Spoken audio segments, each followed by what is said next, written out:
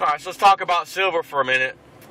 You know, we had it down in the $18 range briefly, back up to 22, 23 recently, 24 basically, and then all of a sudden, of course, just seemed like day after day now, 50-cent loss here, 36-cent loss there, 70-cent loss there, right? We're down to $21 and some change again. While that might bother some people, when you know it's being manipulated, shouldn't bother you. I mean, deep down, and technically it should bother you because, sure, it's not supposed to be manipulated. It's supposed to be a free market. So it's supposed to be set, the price anyway, is to be set where it's supposed to be. Real true supply and demand. Not a piece of paper market, you know, with the paper setting the price. But the reason I say you shouldn't be bothered, really, is because we all know no matter what, throughout history, always, nothing that has been manipulated or wrongfully messed with, etc., you know, out of the norm, lasts forever. Matter of fact, it doesn't last a super long time either. It's exposed. Once it's exposed, it starts going away. So as you can see, it's been exposed. We've got multiple times now, JP Morgan's manipulated the market. We've got the whistleblower testimony from Andrew Maguire directly to the CFTC. We now have two whistleblower JP Morgan employees from the beast itself, who again are whistleblowers and have legal counsel, who have also given their story to the CFTC through their lawyer. Again, according to Andrew Maguire just days ago. Stunning interview. So, we also had the Dodd-Frank Act, right? That said that they have to have position limits put in place. Remember the date originally? It was like late 2011 or some nonsense. 2012 has come and gone. Now we're in 2013. We're already well past the halfway point in 2013. Got 3 or so months left. No position limits. And then the judge came. I remember the judge in New York. They're getting ready to implement it by the deadline. I mean, like 1 week left. All of a sudden, judge comes out. I got to strike this down. The CFTC failed to show or prove that putting position limits in place in the first place are a necessity, and that it would actually curb any market manipulation, something like that.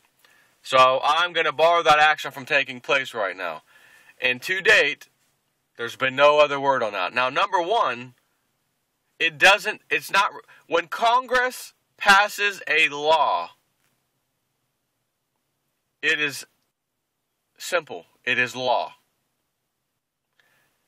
You can argue all day long why this is a bad law, why it's a good law, why you should have to show additional things to implement this law or make the law valid. Right? Like a cop pulls you over, it's law that if you're speeding, you get a ticket. He can write you a ticket. You can argue with the cop and say, I'm going to strike down you giving me a ticket right now because you're not willing to show me the radar gun. I have to go by your word, and I don't like that. Okay? That won't work, and you will still get a ticket. So the judge cannot come out and say, you have to prove to me why this implementation of these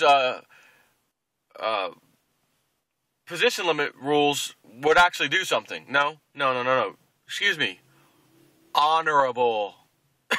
Did I just say that? Honorable judge. There is no requirement to prove one thing or another. If Congress passes a law, and believe me, we've all seen some really crappy laws that they've passed that should be off the books immediately. We could argue all day long why they ought to show more information, blah, blah, blah. But it's a law. And the law is the law is the law, from what we're all told, right? The law is the law. So the judge cannot have even said that. But again, the criminal elite are desperate, and desperate times call for desperate measures. So who cares? Let the judge do it. And if it gets overturned later by an appellate judge, let him do that. Buy us more time. Buy us more time. So, again, as Bart Chilton said on last Friday, CFTC commissioners, if the CFTC doesn't come out and say anything this month, September, I personally will come out and say something about it regarding silver manipulation. And thus far, when he does come out and say something, not a whole lot to it other than you gather he knows there's manipulation. You can tell his hands are tied, and you can tell he wants to tell us more, but he can't. That's usually what you can gather. So we'll probably get another one of those sessions from him. So all we know is that they're desperate. The price moves up when it wants to move up, and they push it back down just as easy as it went back up.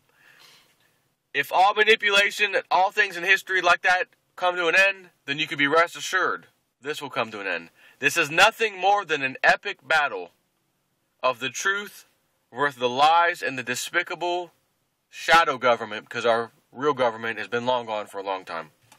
They don't exist anymore. They're the congressmen and senators, and I'm the big shot. I passed a bill today. Did you write that bill? Or did someone who gave you campaign contributions write it for you? Well, oh yeah, maybe someone else wrote it. Exactly. So, stand strong, keep buying silver, keep stacking. Because while they manipulate the market, that means the prices are artificially low. What better way to buy an actual physical asset that you get to hold in your hands and store and hang on to it for as long as necessary while they manipulate the prices down? Now, sooner or later, that's going to stop, as we all know. And when it stops, that's when the prices are going to go way, way up. And as I've said over all these last couple years, that Lindsey Williams, his guy told him, ultimately, after the Syria thing, we take over Syria with the Muslim Brotherhood, then Egypt, Libya, Syria, and last but not least, Saudi Arabia, causing the prices of gas to skyrocket because we're going to also default on our debt. All those bonds will become practically worthless. The Middle East will stop selling us oil because they're pissed off. Dollar gets crashed. We find this massive amount of oil in American soil. We are now energy independent again, and we got to devalue our dollar and start over. So that's the plan. But there's a problem. The very first country we overthrew, which was Egypt, has now overthrown the guy we put in power, who we quickly put in a interim vice president, El Barday, whatever his name is, who is a CFR, Council of Foreign Relations, stooge person, who immediately stepped down because he realized the gig is up. They must know. He stepped down almost right away. So now we have lost complete control in Egypt. Syria, where we should have long gone been in there and out of there. We should be working on Saudi Arabia by now. That is still not taking place. We're getting the big red no in front of our face over and over and over again right now. That's not looking too good. And just the other day, I read that Libya oil pipelines have been taken over by some kind of rebel bad guys. Now this time the rebels are bad guys. This time. Because they're taking over the oil pipelines that our guys put in place. That we've taken over. So keep in mind, 2 weeks before we got Gaddafi, as I've said before, 2 weeks before Gaddafi fell in Libya, the leader, the rebels had an oil company and had a central bank on standby. Go look it up. It's on the news websites. I know this because I saw it and I did a video about it. So, now that's in place, Libya seems to be under control, except now there's these bad guy rebels. Not the good guy rebels, the bad guy rebels taking over these oil pipelines again. So now that's about to become a problem. Can you see where this is going? So if Lindsey Williams, as he said, price of gold is going to be $3,000 an ounce, and the price of silver will be between $75 and $100 an ounce, when the elite get this little agenda taken care of.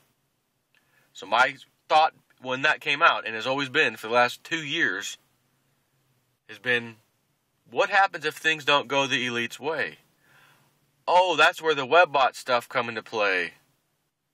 Hundreds of dollars silver, thousands of dollars for gold. Because they've lost control, they weren't able to keep the price of precious metals to where they needed them to be while this other crap was happening, because they got behind on Libya, got behind on Syria, blah, blah, blah. Rest is history. So now the precious metals, which again, as you can see, they're postponing, trying desperately not to have these position limits put in place, trying desperately to retain control over the paper market price mechanism. And all they're doing is buying a little more time, buying a little more time, buying a little more time. But time is running out. You better hope you got gold and silver, especially silver, because silver is the one they hit the hardest. So silver will rebound the hardest in a good way. You better hope you have it when this happens. Take care.